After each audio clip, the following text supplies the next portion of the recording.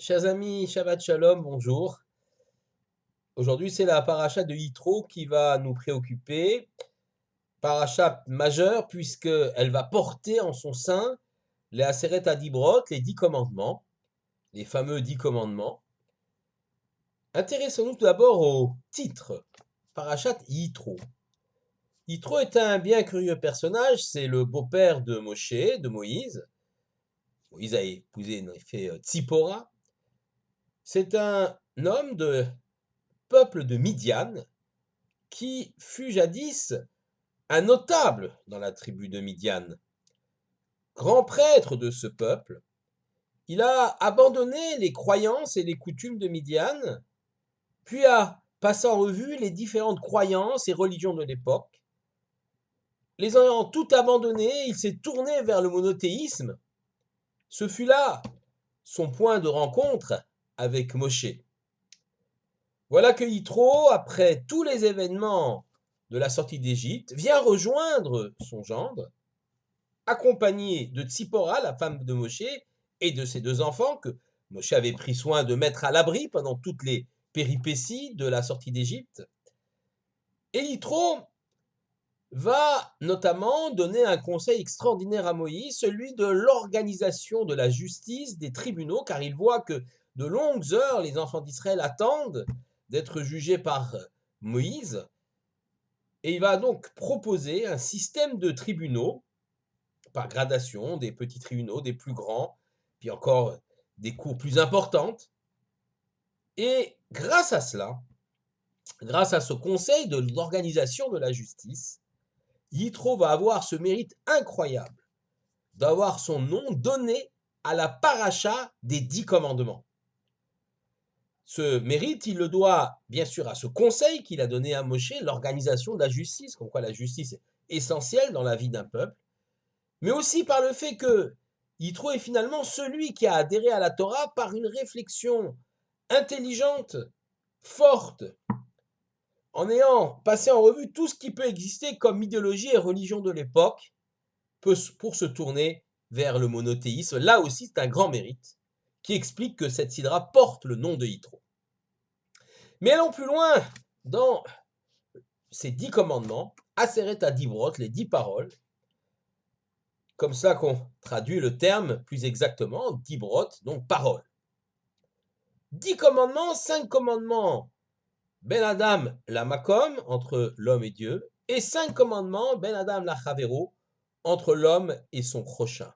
Ce qu'il faut dire d'emblée, c'est que les commandements vis-à-vis de l'Éternel, ceux de la première table de la loi, à partir de « Je suis l'Éternel ton Dieu », qui t'a fait sortir d'Égypte, et les commandements de la deuxième table de la loi, ceux des relations entre l'homme et l'homme, Ben Adam Lachavero, sont également mis exactement sur le même plan. Il n'y a pas de préséance ou d'importance des commandements vis-à-vis de Dieu par rapport à ceux de l'homme et vice-versa. Les 2 tables de la loi, lorsqu'elles sont juxtaposées l'une à côté de l'autre, le commandement Anochi Hashem Elokecha, je suis l'Éternel ton Dieu, se trouve juste à côté du commandement tu ne tueras point. Lo tirtsar. Ceci est un enseignement extrêmement fort. En effet, un homme qui se prétend croyant, fidèle de l'Éternel, fidèle de Dieu, a au même niveau la nécessité de respecter la vie humaine. Il n'y a pas plus sacré que la vie humaine. Et ceci est un garde-fou contre tous les fanatismes, ou contre toutes les volontés de tuer, de mener des croisades au nom de Dieu. Combien, pendant l'histoire, les hommes se sont entre-déchirés et ont tué au nom de Dieu et au nom de l'amour de Dieu. Rappelons-nous bien sûr l'épisode des croisades, mais aussi celle de l'Inquisition, ou encore des musulmans fanatiques almohades en Espagne. Toutes ces périodes-là ont montré combien les gens faisaient peu cas de la vie humaine et de respect de l'homme, et le faisaient au nom de leurs convictions. lorsqu'on observe et qu'on regarde les 10 commandements. Les commandements vis-à-vis de Dieu et les commandements vis-à-vis de l'homme sont mis exactement sur le même plan. On ne peut donc être un croyant fidèle en Dieu si on ne respecte pas la vie humaine, rien ne vaut la vie. Et on peut passer en revue l'ensemble des commandements vis-à-vis de l'homme et ceux vis-à-vis de Dieu et montrer combien il est important de respecter l'un et l'autre. On ne peut s'adresser à Dieu si on n'a que mépris pour la vie, mais aussi la dignité humaine. D'un autre côté, on aurait pu dire finalement que les plus importants sont les commandements vis-à-vis de l'homme, un certain humanisme, respect d'autrui. A-t-on besoin vraiment de croire en Dieu pour pouvoir respecter l'homme? La réponse est évidemment oui. En effet, quel est ce principe fort qui est posé et qui montre la valeur absolue de l'être humain? C'est le principe de sa création unique par un créateur. Si l'on dit que tous les hommes sont issus d'un homme et d'une femme originels, créés par l'Éternel lui-même, alors tous les êtres humains ont la même valeur, ils sont égaux. Par contre, si on fait fi du Créateur, eh bien, on dira que les êtres humains sont le fruit d'une évolution, ils sont issus de la nature, et on pourra alors être tenté de hiérarchiser entre les êtres humains. Il y a des êtres humains plus forts, plus faibles, plus adaptés, moins adaptés, et cette hiérarchisation entre les êtres humains peut amener alors aux pires excès, peut amener l'homme à pratiquer le génocide de ceux qu'il considérera comme inférieurs. À partir du moment où on dit que justement l'être humain est une créature de Dieu et que les commandements vis-à-vis de l'homme, ceux des deuxièmes tables de la loi, sont importants, mais aussi importants que les commandements vis-à-vis de Dieu, et notamment le premier, reconnaître l'existence du Créateur et qu'il est le Créateur. Cela aussi est un garde-fou pour le respect de l'humanité. Allons un peu plus loin dans ces 10 commandements.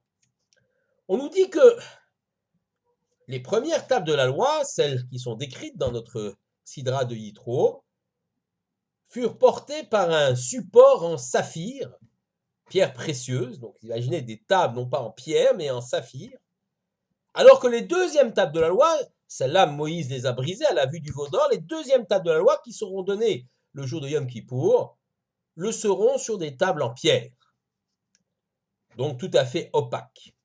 Comment comprendre cela? Les tables en saphir, sa signification est claire. Lorsque l'on regardait les 10 commandements dans ces tables de saphir, non seulement on y distinguait ce qui est écrit, les lettres qui y sont gravées, mais en plus, on avait une vision instantanée de tous les non-dits, de tous les commentaires sur ces 10 commandements, sur ces 10 paroles. Le Rav Saadia Gaon, d'ailleurs, nous explique qu'à travers les mots, les lettres des 10 commandements, c'est toute la Torah qui est condensée en secret. Eh bien, les premières tables de la loi, en les regardant, on avait une compréhension, une vision instantanée de tous les secrets de la Torah qui se cachent derrière, comme on dit, les Shivim Panim la Torah, les 70 aspects de la Torah. Mais nous n'avons pas eu le mérite de garder ces premières tables de la loi. En effet, lorsque Moïse est redescendu du mont Sinaï et qu'il a vu le veau d'or, il les a brisées. Alors, beaucoup de commentaires sur ces tables de la loi brisées.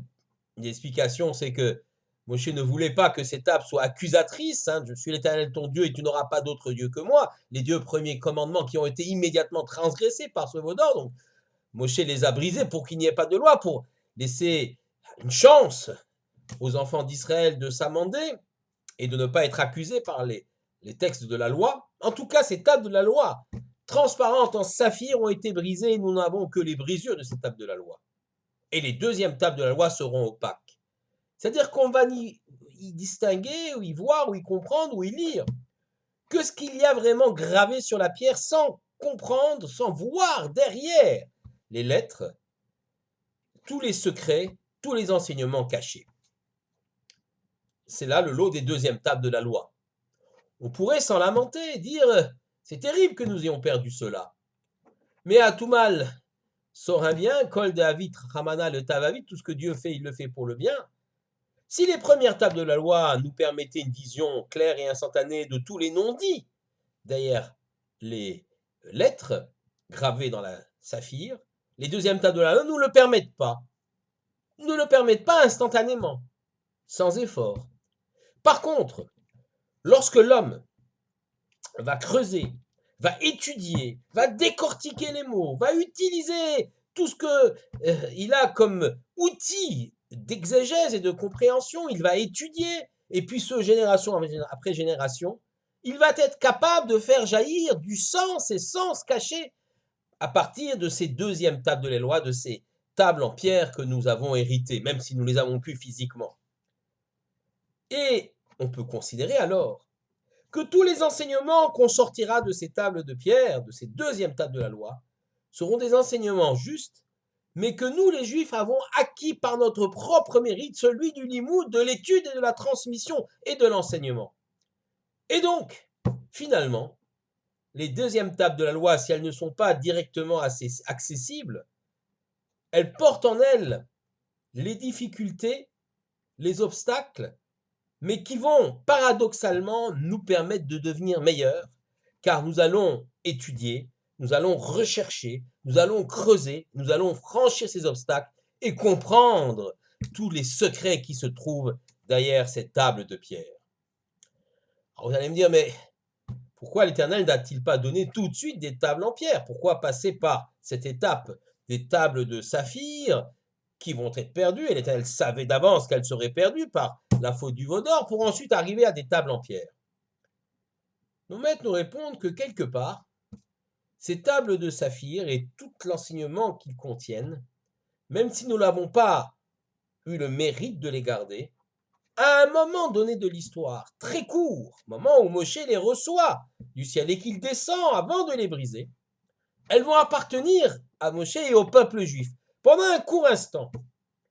Et quelque part, tous les enseignements qui s'y trouvent vont être gravés, intériorisés dans la mémoire collective du peuple juif, même si cela est inconscient.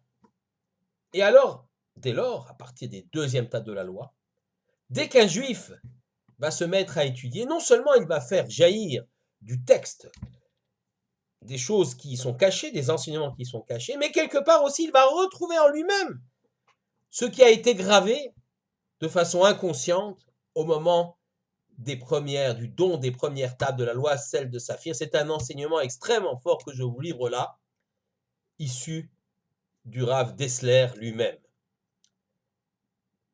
On le comprend alors, ces 10 commandements sont fondamentaux. Mais nos sages n'ont pas voulu les inclure dans le corpus de la tfila quotidienne, comme c'est le cas par exemple pour la Shirat Hayam, le cantique de la mer Rouge que nous avons évoqué la semaine dernière. Les sages n'ont pas voulu inclure ces 10 commandements. On peut les lire, c'est un reshoot, c'est un droit, c'est une possibilité, mais ce n'est pas une obligation. La raison est que les sages ont pensé que si l'on faisait cela, peut-être serait-on tenté de vivre les 10 commandements et uniquement les 10 commandements. Vous me direz, c'est déjà beaucoup, certes, il y a le Shabbat, il y a des tas de choses là-dedans, respect des parents, enfin, des lois fondamentales, mais le risque était trop fort d'une religion se contentant uniquement d'appliquer le décalogue, c'est-à-dire les lois des 10 commandements, en oubliant la totalité des autres mitzvot. Même si nous l'avons expliqué, d'après Rav Saadia Gaon, même si effectivement, dans ces 10 commandements, toute la Torah est inclue en filigrane. Mais le risque était trop important et les sages n'ont pas voulu courir ce risque-là, en disant, certes, les 10 commandements, c'est essentiel, mais ce n'est pas tout. Il y a d'autres lois à aller chercher, les Kashrut et plein d'autres lois dans les textes de la Torah. Il n'en demeure pas moins que les Aseret HaDibrot sont vraiment les textes de base fondamentaux que nous inscrivons au fronton de nos synagogues et c'est pas pour rien, car ces deux tables de la loi sont les deux piliers fondamentaux qui doivent diriger l'axe de vie d'un juif, à savoir ce lien fort avec le Créateur, cet amour du Créateur, mais aussi, en même temps, ce lien indispensable qu'il doit assurer avec ses contemporains, car c'est dans le visage de l'autre que l'on peut déceler la présence même du Créateur. Shabbat Shalom à tous.